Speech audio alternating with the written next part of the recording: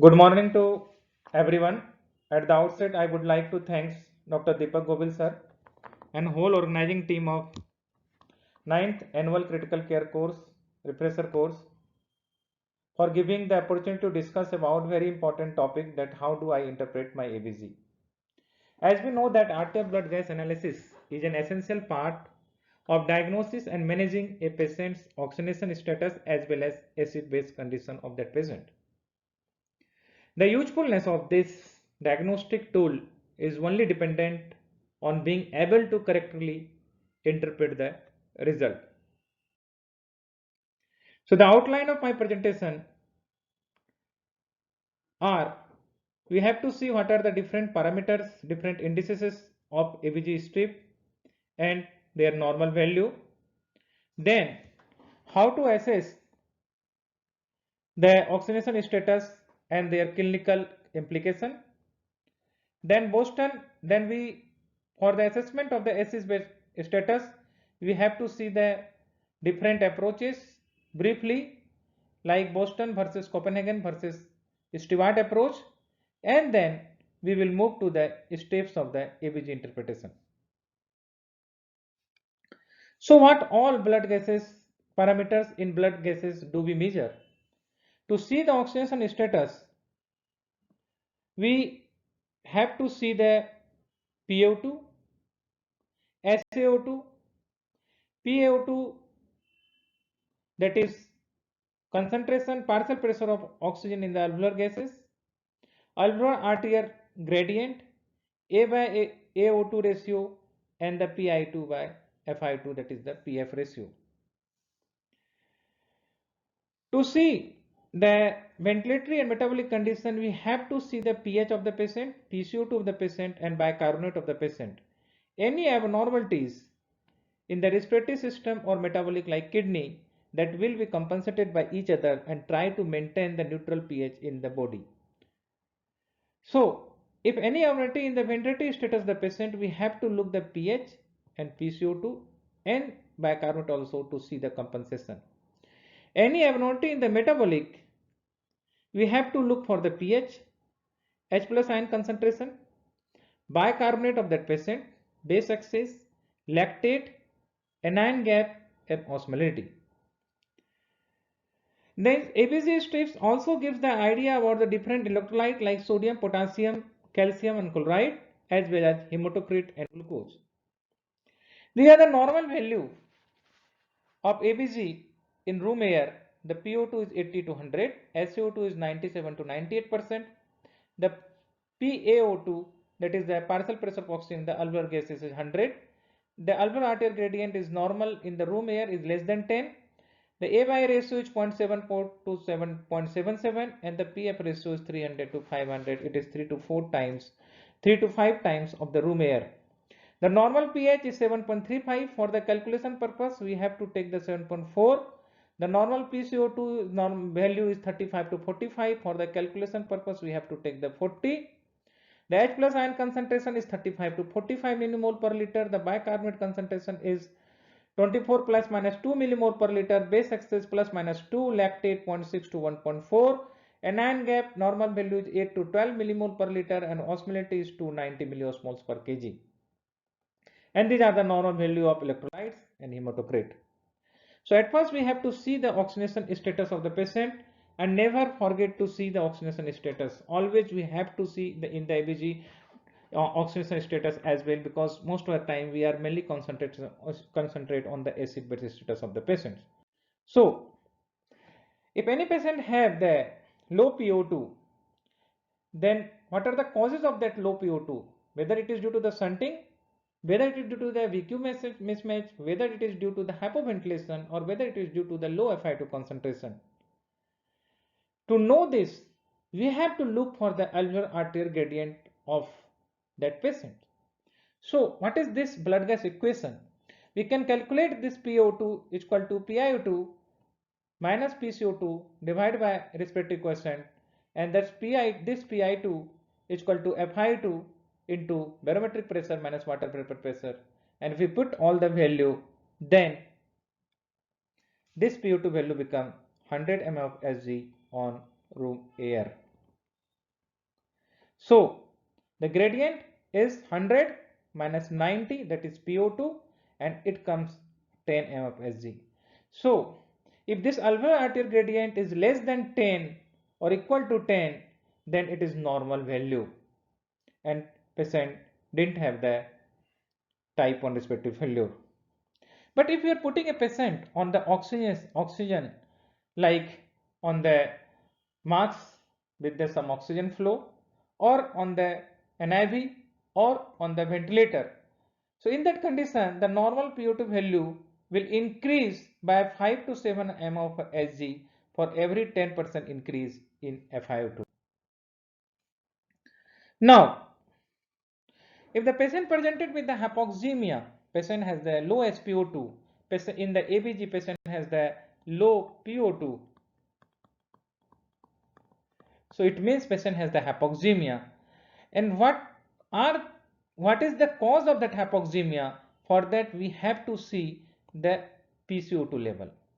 If the PCO2 level is increased, it means patient has the hypoventilation. Then whether this hypoventilation is alone or it is with the another mechanism, for that we have to see this gradient. And if the gradient is increased, it means patient has the hypoventilation plus another mechanism. Like if the patient has the pneumonia, and we know that patient in the pneumonia patient has a very high respiratory rate, patient is very tachypneic, and if we give not the ventilatory support, or we do not decrease the work of breathing of the patient, then finally patient become fatigue, and because of that patient has the hypoventilation. So as we know that pneumonia is one of the cause of type 1 respiratory failure, so if the pneumonia patient has the PCO2 is high, it means patient has the increased gradient as well as increased PCO2 level, and now we have to intervene this patient as soon as possible, because type 1 patient already has type 1 respiratory failure, now going to the type 2 respiratory failure, and because of the fatigueness of the respiratory muscles. But if the PaO2 this gradient is not increased, then it means patient has the only hypoventilation because of decreased respiratory drive or because of neuromuscular disease. But if the PCO2 is not increased, then again see this gradient level. If it is increased, it means patient, then give this patient to the oxygen. If the patient's PO2 level or SpO2 level will increase with this oxygen therapy, it means that is the responsive hypoxia, and the cause is VQ mismatch, and most common cause is COPD. If not, then it means patient has the refractory hypoxemia, and that is due to the shunting, and cause might be the alveolar collapse like in atelectasis, intra-alveolar filling like in ARDS, intracardiac shunt or intrapulmonary shunt. If this PO2 is not increased, this gradient is not increased, it means this hypoxemia is because of the decreased inspired FiO2, and it may be seen in the high altitude and in the low FiO2.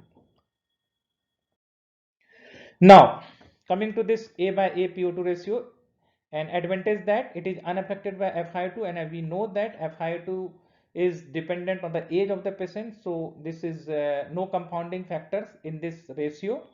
The normal A by A PO2 ratio is 0.74 to 0.77, and on the breathing, if a patient breathing on the room air, and 0.80 to 0.82 when patient breathing on the 100% oxygen. Now coming to the PF ratio, this is very important. If the patient PO2 is normal or high, so don't comment on the basis of that the patient has the normal PO2, so it means patient has the no hypoxemia. Always comment oxygenation status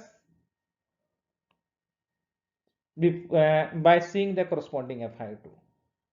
So the PO2 level, the expected PO2 level should be 3 to 5 times of the FiO2, and to define the hypoxemia, we have to see the PF ratio like in the Berlin criteria of the ARDS.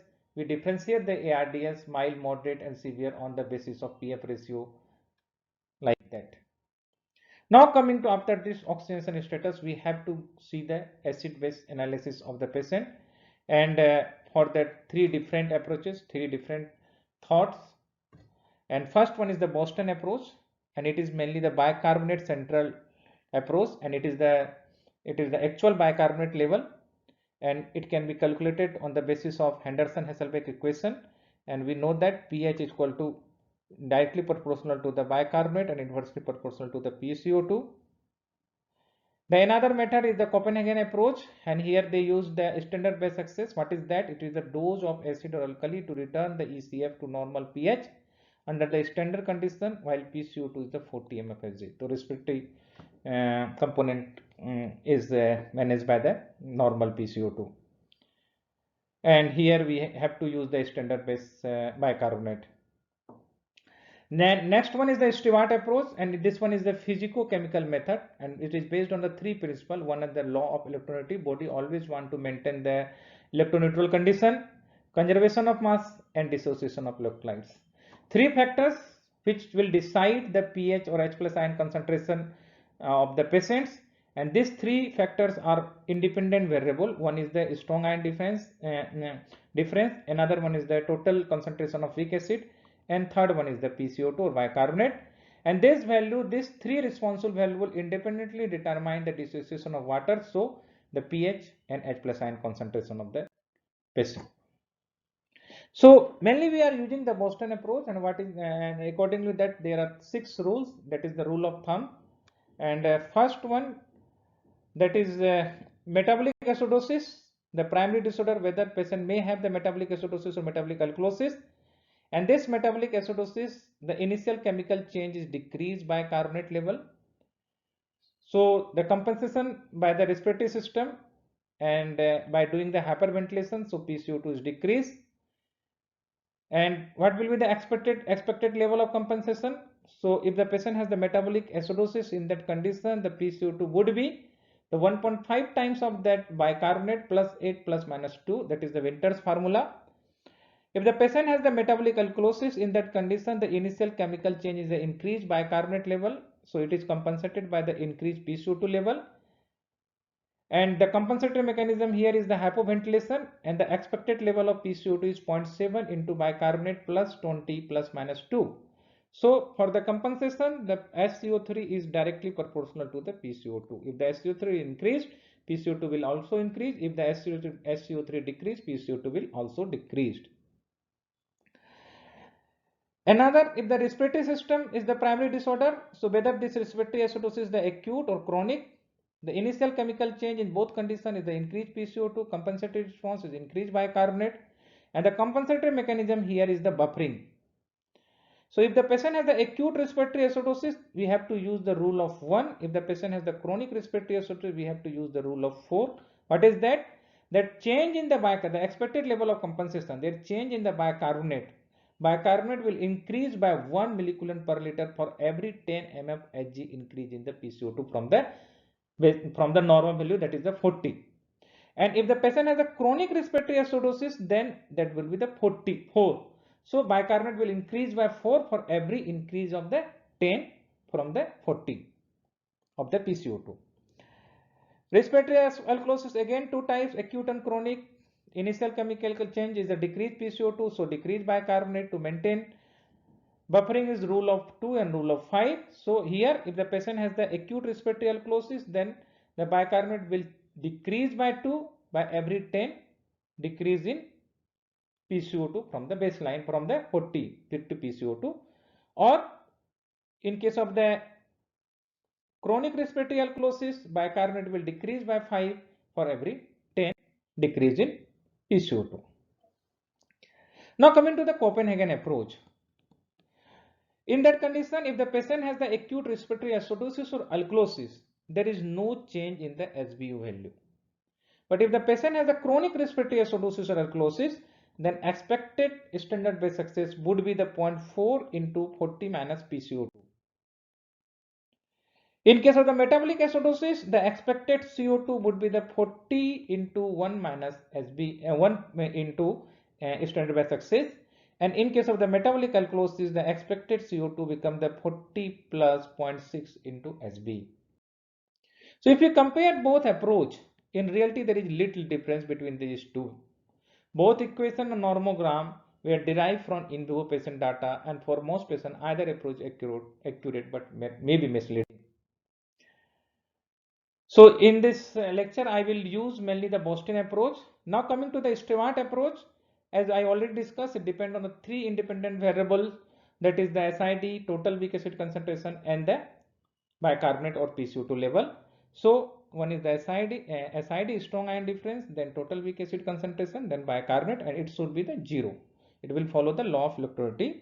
So total cation and total anion should be the equal. So that is the law of electroneutrality. So any alternation in the SID or total weak acid concentration or both affect the dissociation of water and therefore shifting of the H plus ion, and patient has the acidosis or alkalosis. So if the patient has decreased SID level, it means patient has the more anion, or increased A total, then the patient will become the acidic. If the patient has the increased SID or decreased A total, then patient has the alkalosis. Now coming to how to approach, what are the steps to interpret the EBG. For that, prerequisite is detailed history and scenario of the patients, and you should know the normal value. How it will helpful by taking the relevant clinical history. So if the patient with the history of hypotension, renal failure, patient has the uncontrolled diabetic status, or patient on the treatment such as metformin, then is likely to have the metabolic acidosis. If the patient has the history of diuretic use, patient has the history of bicarbonate administration, high nasogastric aspirate or vomiting, then likely to have the patient has the metabolic alkalosis. If the patient has case of COPD or any muscular weakness, post-operative case, opioid overdose, then patient likely to have the respiratory acidosis. And if the patient in the sepsis, hepatic coma or pregnancy status, in that case, patient has the likely to have the respiratory alkalosis. So relevant clinical history is very important to interpret any EBG. Now after taking the relevant clinical history, then move to the stepwise approach. And the first approach, step 1, we have to check for the validity of the gas. How will we check? So at first calculate the H plus ion by putting the PCO2 or bicarbonate in the equation. And what is that equation? That is equation is H plus ion is equal to 24 into PCO2 divided by bicarbonate. Then the another thing is, we for every 0.1 decrease in pH multiply H plus ion sequentially by 1.25. So if the patient has the pH of 7.3, it means it decreased by 0.1. So multiply 40 into 1.25, that is the 50 would be the H plus ion concentration. Okay. Again, if the patient has a 7.2 pH, then multiply this 50 with 1.25 and the pH plus ion concentration would be the 62.5. So accordingly, sequentially, we have to multiply by 1.25. If the patient's pH increase, in case of the alkalotic condition, the patient pH is increased by 0.1, then you have to multiply with 0.08 by multiply H plus ion sequentially by 0.08. So that would be the H plus ion concentration. Another method to check calculate the H plus ion concentration, that is the H plus ion concentration would be the 80 minus last 2 digit of the decimal. Like if the patient pH is 7.30, then H plus ion concentration would be the 80 minus last 2 point of decimal, that is the 30. 80 minus 30, that is equal to the 50. So the H plus ion concentration is 50, like here. Now coming to the step 2, that is we have to assess for the oxygenation. So I already discussed about the PF ratio. Okay.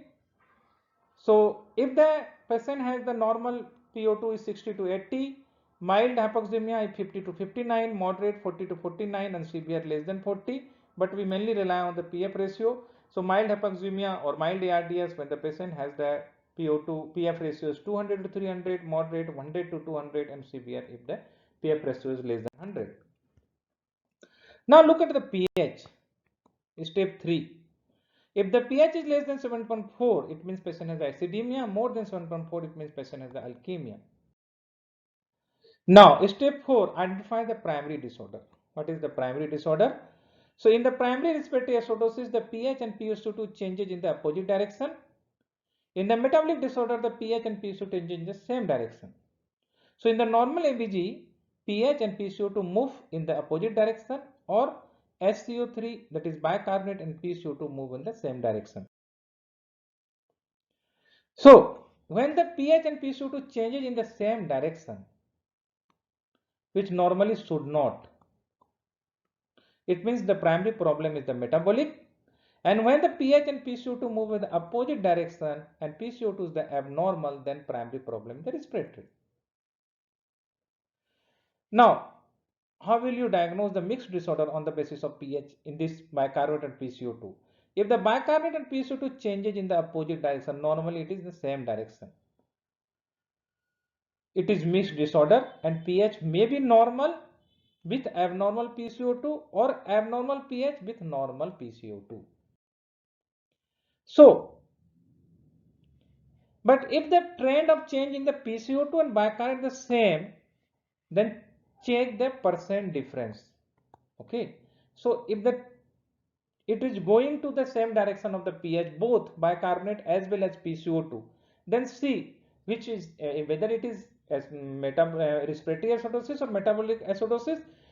If this changes in the same direction, then see the percent difference.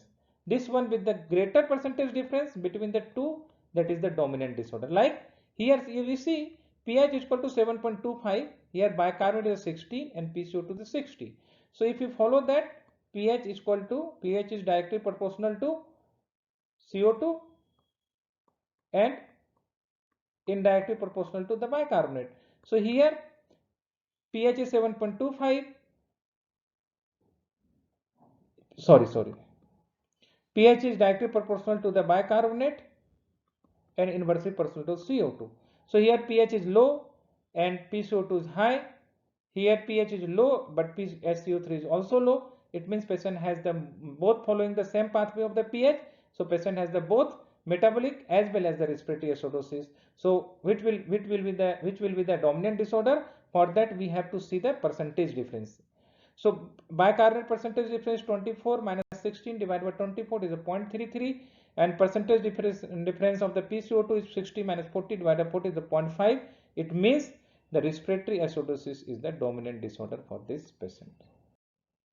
Now, after diagnosing the patient has the respiratory problem, patient has the respiratory acidosis, then we have to look whether this respiratory acidosis is the acute or chronic.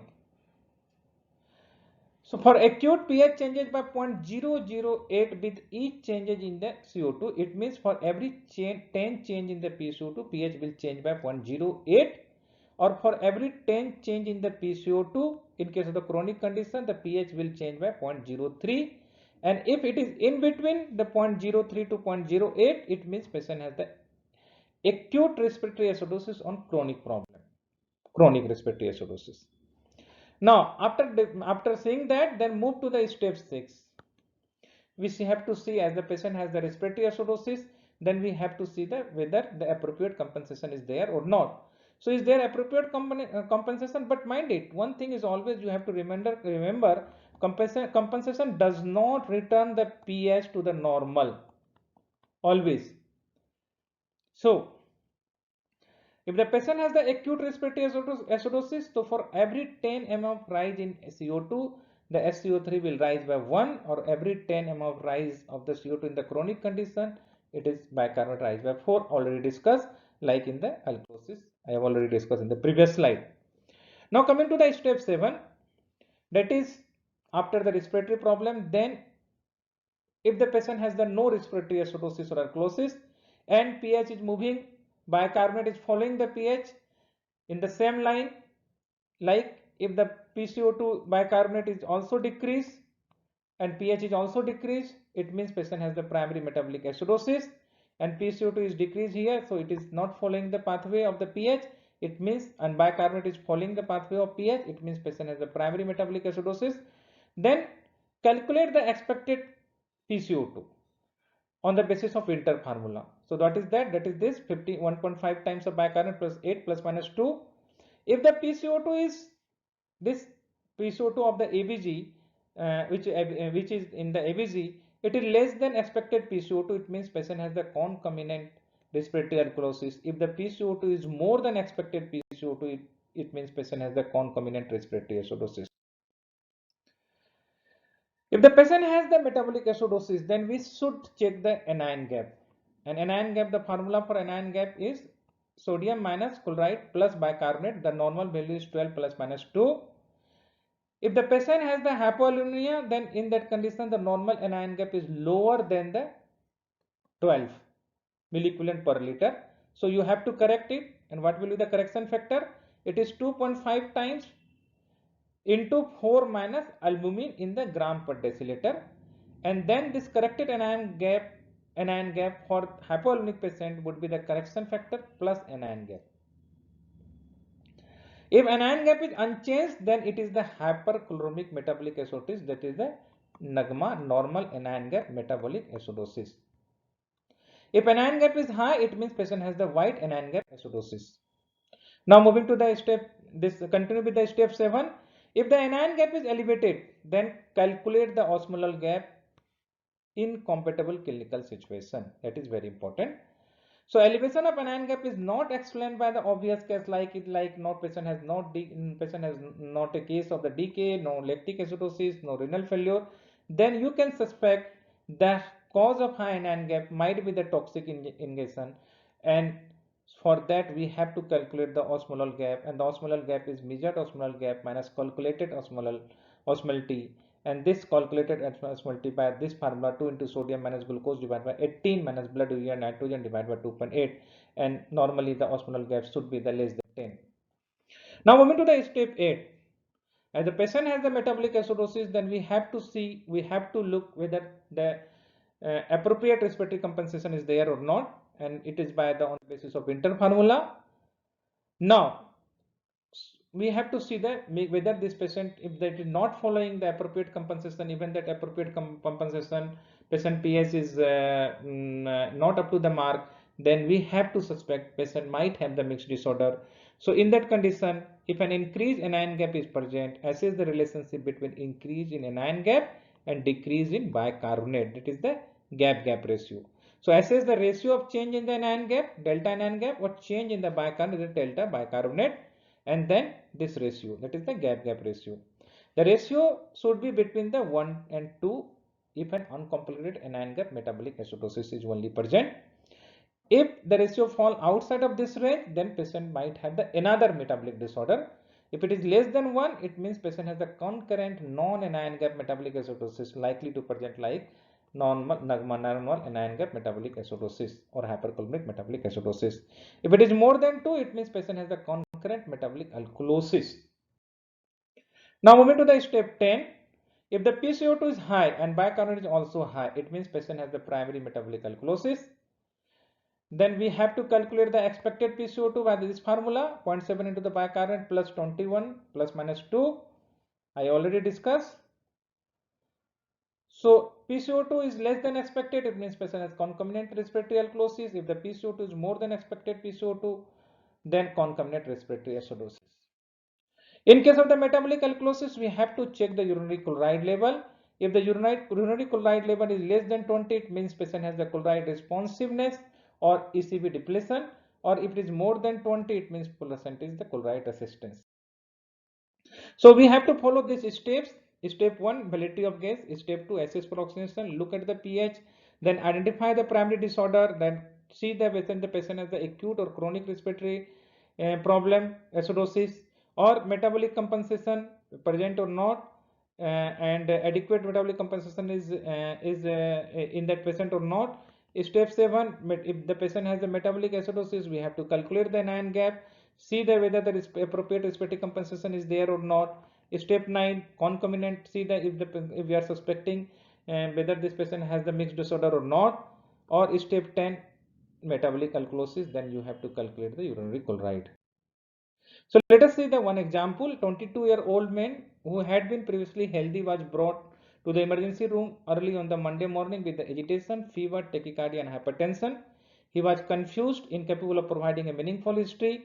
The pulse is 124, regular respiration is 30, blood pressure is 180 by 118, temperature is 101.6 degree Fahrenheit. Patient on the room air maintaining the saturation of 95%.